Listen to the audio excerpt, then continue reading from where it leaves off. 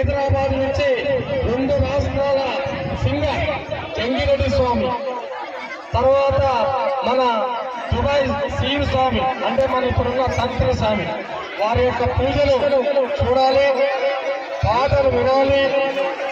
తర్వాత వచ్చిన అందరికీ 3000 మందికి భిక్ష ఏర్పాటు చేస్తున్న స్వాములు.